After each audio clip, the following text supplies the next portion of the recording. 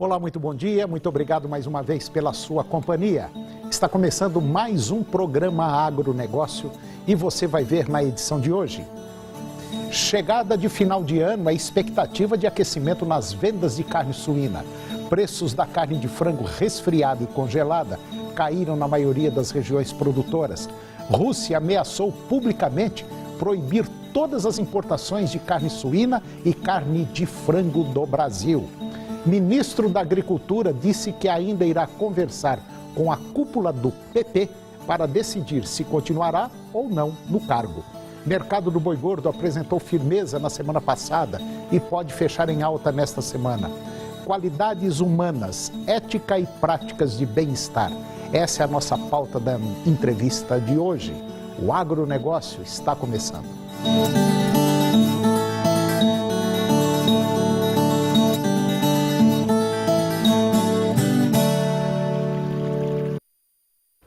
Devido à proximidade de final de ano e à expectativa de aquecimento nas vendas de carne suína, alguns frigoríficos já estão formando estoques, impulsionando os preços das carnes e dos cortes, principalmente nas praças acompanhadas pelo CPEA, na região sudeste do país. Essa valorização no mercado atacadista, por sua vez, já é vista também para o animal que registra oferta ajustada frente à reação da demanda. Na região de São Paulo, ou SP5, que é Bragança Paulista, Campinas, Piracicaba, São Paulo e Sorocaba, o suíno foi cotado a R$ 4,12 o quilo, agora na última semana, na sexta-feira, uma alta de 1,2% frente à quinta-feira anterior, ou seja, atrasada. No estado de São Paulo, todos os tradicionais cortes de festas também têm apresentado altas nos preços, com destaque para o lombo, que se valorizou 2,6% no mesmo período de comparação, indo para R$ 10,27 o quilo. No atacado, no mercado atacadista da Grande São Paulo, as cotações da carcaça especial também subiram 1% em 7 dias e bateu na casa de R$ 6,38 agora na última quinta-feira. Os preços da carne de frango resfriada e congelada caíram na maioria das regiões, que também são acompanhadas pelo CPEA, devido às fracas demandas interna e externa.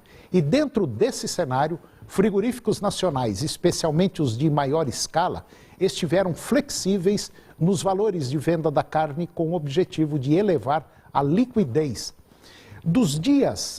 Entre os dias 9 e 16 de novembro, a carne de frango congelada desvalorizou 0,8% na Grande São Paulo, chegando a R$ 3,58 o quilo. Em Toledo, no Paraná, o recuo foi de 1,4%, com o frango congelado negociado a R$ 3,46. Já o frango resfriado desvalorizou 0,8% na Grande São Paulo, batendo a casa de R$ 3,70 o quilo, 5,2% na região paranaense e bateu também em R$ 3,86 o quilo. Quanto ao preço do animal vivo, eles estão firmes nas regiões acompanhadas pelo CPEA, sustentados pela demanda que ainda continua estável. Na Grande São Paulo, o animal vivo se valorizou 0,9%, chegando a R$ 2,45 o quilo. Em meio à pressão pela abertura dos mercados brasileiros de trigo, carne bovina e pescados, a Rússia ameaçou publicamente proibir todas as importações de carne suína e de frango do Brasil, em uma disputa que pode significar uma perda anual superior a $1 bilhão. Segundo dados da Secretaria de Comércio Exterior, a SECEX, entre janeiro e setembro deste ano, os embarques das duas carnes aos russos renderam $941 milhões. Segundo a agência de notícias Reuters, um porta-voz do Serviço Sanitário Russo disse que o órgão considera embargar os produtos brasileiros devido à suposta detecção do promotor de crescimento ractopamina. Esse produto ele é proibido lá na Rússia, mas o seu uso é permitido em diversos mercados no planeta. E no Brasil, a sua utilização é permitida na produção de suínos, mas proibido no gado de corte. E diante do risco de perder um mercado que representa 40% das exportações brasileiras de carne suína e 11% das de carne bovina, o Ministério da Agricultura ele tem buscado atender à parte dos pleitos russos, mesmo que a revelia das recomendações da sua área técnica. Embora o Ministério da Agricultura brasileiro e os exportadores ainda não tenham recebido uma notificação sobre a detecção de ractopamina, o recado russo é encarado como mais uma forma de pressão para que o Brasil acelere o processo de abertura dos mercados de pescados, trigo e carne bovina. Há 2 semanas, os russos já haviam dado um sinal com o embargo em um frigorífico aqui do estado de Goiás e controle reforçado em outros frigoríficos. E agora vamos ver como anda o tempo para hoje no estado de Goiás. Para a maioria dos municípios, nós deveremos ter hoje tempo parcialmente nublado, sol entre poucas nuvens. Apenas Itaberaí deverá ter chuva. Alguns outros municípios terão tempo nublado, muitas nuvens com curtos períodos de sol, mas pode chover à tarde. Vamos conferir agora a temperatura para os principais municípios de Goiás. São Miguel do Araguaia, 30 graus a máxima e 21 a mínima. Minasul, 34 a máxima e 22 a mínima. Posse, 32 a máxima e 20 a mínima. Aruanã, 32 a máxima e 22 a mínima. Cabeceiras, 29 a máxima e 18 a mínima. Itaberaí, 29 a máxima e 20 a mínima. Cristalina, 27 a máxima e 15 a mínima. Mineiros, 30 a máxima e 18 a mínima. E Rio Verde, 29 a máxima e 18 graus a temperatura mínima. E depois do intervalo, você vai ver que o ministro da Agricultura disse que ainda irá conversar com a cúpula do PP para decidir se continuará ou não no cargo.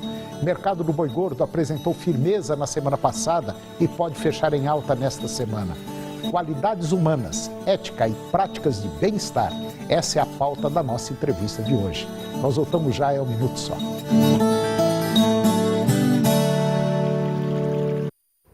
Em meio às discussões sobre a reforma ministerial que o presidente Michel Temer deve fazer até o final do ano, o ministro da Agricultura, Blairo Maggi, disse que há pouco ainda vai conversar com a cúpula do PP para decidir se vai continuar ou não no cargo. O ministro disse estar pronto para ficar e também pronto para sair. O cargo de ministro pertence sempre ao presidente da República. Após a sua participação num seminário denominado Impulsionando Inovações do Sul Global para Apoio à Transformação Rural, que foi organizado pelo Fundo Internacional de Desenvolvimento Agrícola, e o ministro disse que acontece uma eventual candidatura, pode ter uma candidatura nas próximas eleições de 2018, mas que ainda não tem nenhuma definição sobre o tema. E agora eu vou conversar com Josué Lopes Siqueira, gerente técnico da Ceasa. Josué, bom dia. Bom dia, Tony. Está tudo bom, Josué? Está tudo bem. Josué, a nossa conversa que nós temos tido aí para trás vem batendo com o que o mercado está publicando agora, né? Mês passado, outubro alta, seca, falta de chuva e aquilo que você comentava, agora os preços despencaram. Sim. E para confirmar tudo isso, a própria Conab divulgou agora um balanço dos preços dos hortifrutis das principais regiões produtoras e bate com aquilo que você vem falando. Exatamente, né? Bate tudo aquilo que a gente já vinha abordando aí durante o mês, né? E agora os preços despencaram, sim, né, José? Foi detectado, foi relatado num boletim da Conab que as hortaliças tiveram alta e realmente foi que a gente constatou agora em outubro, é verdade. Né? E, segundo o relatório também, algumas frutas também tiveram baixa, né? E claro que tem algumas questões de ordem regional, né? No caso, para nós, mais o destaque mais em termos de baixa nesse período foi só para a melancia, né? Só para a melancia. Cada safra de Goiás, né? Uruana, né? Mas os outros, no caso da laranja, da banana, da maçã, tiveram preços normais em relação aos meses anteriores. E agora começou a chover, o preço despencou. Agora... Mas despencou assim, como diz o goiano, né? Com gosto de gás, né, José? Exato, e caiu. Caiu muito, né? Despencou. Na verdade, elas estavam muito elevadas, né? Esses preços estavam lá em cima, né? Agora elas acomodaram, foram para um lugar onde elas... Mas esse preço que está sendo comercializado hoje, por exemplo, o repolho a R$20, cabotiá R$20, abobrinha verde 30, chuchu R$40. Nossa, o chuchu já chegou a 100, cento e tantos reais. Mas deu 110, né? Deu 110. E agora R$40 aí. Foi para 40, quer dizer, está quase que normal. Mas o normal dele é em torno de 25, 30. Mas esse preço está bom para o produtor mesmo? Está excelente. Esse preço tá Lembrando bom que nesse relatório da Conab aí, eles fizeram uma exceção em questão do tomate, que o tomate ele teve uma situação oposta às demais hortaliças, né? Ele, pelo contrário, foi negativo, né? O preço foi bem abaixo do mercado. Então, vamos dizer o seguinte, de maneira geral, esses preços estão legais para o produtor, não está tendo um prejuízo. Agora, final de ano, deve dar uma firmada nesses preços, né, Josué?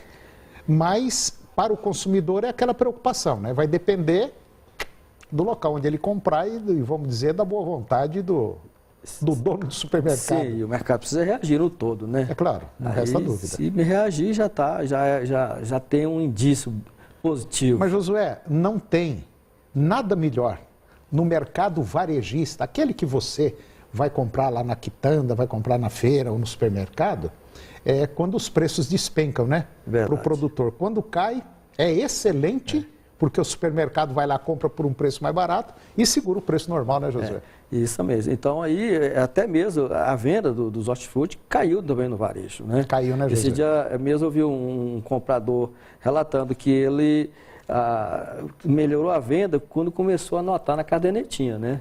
E aí, no fim do mês, recebia. Então, ele começou a vender onde vendeu. Se fosse vender a dinheiro, não vendia. Ele ficava, né, congelado ali nas gôndolas ali do comércio dele, né? Mas como ele vendia na cadernetinha, então estava vendendo aos poucos, mas estava saindo, né?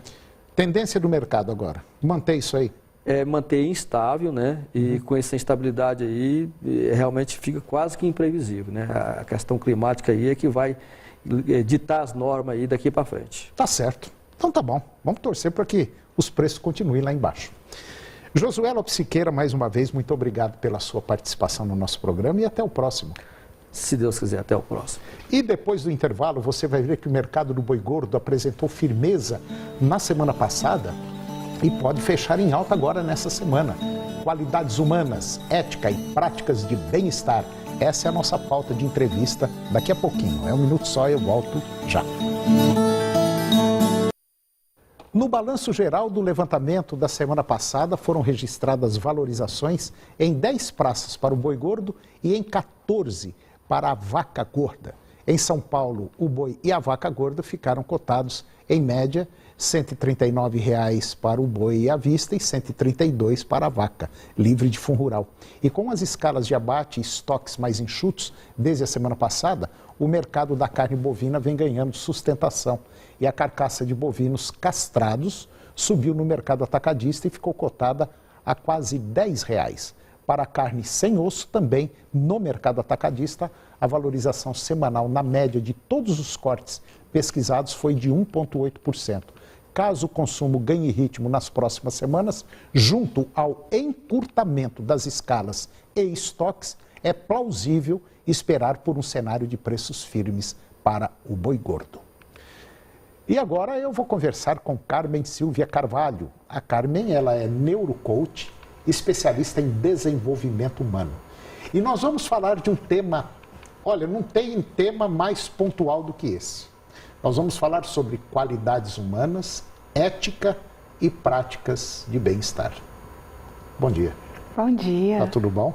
Tudo ótimo, bom dia a todos. Pois é, dona Carmen. Esse tema é um tema interessante, né? Qualidades humanas, ética, práticas de bem-estar. É uma coisa que parece estar distante da população, né? Apesar de ter muita gente boa, tal. Mas, de maneira geral, está assim meio conturbado, né? Quando nós falamos de ética, nós temos uma sensação de distanciamento pelas práticas sociais que nós temos acompanhado, né? Então, parece que a gente está, assim, muito longe disso.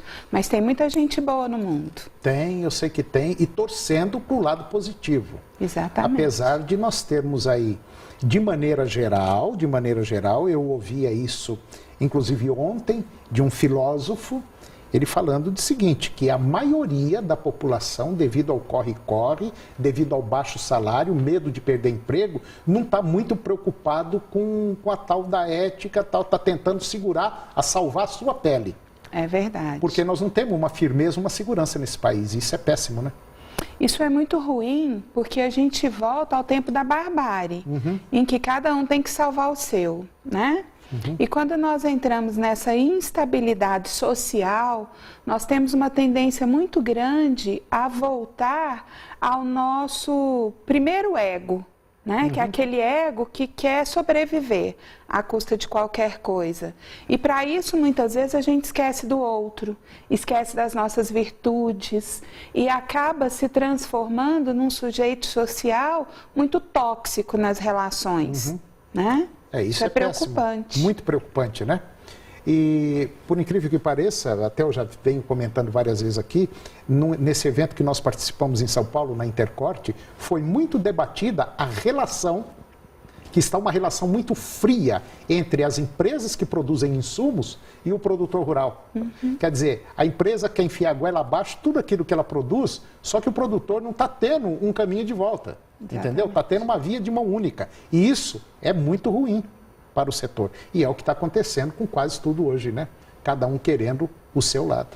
Exatamente. Quando nós pensamos em nível empresarial, seja de que segmento de negócios for, hoje, como nunca se falou, há uma necessidade do ganha-ganha. Nós estamos com as emoções muito à flor da pele, em função do alto índice de desemprego, da questão dos juros, das dificuldades financeiras que todos os empresários, medo do futuro, todos os produtores estão passando. Então, quando nós entramos nessa veia de ganha-perde, em que eu quero que o outro se vire, mas que eu sobreviva, nós levamos para essa negociação um teor de muito estresse, de muita agressividade, e isso resulta na violência social que nós temos vivido em todos os setores. Queda de produção e de produtividade também. Com certeza, já falamos disso aqui. Já falamos. Né?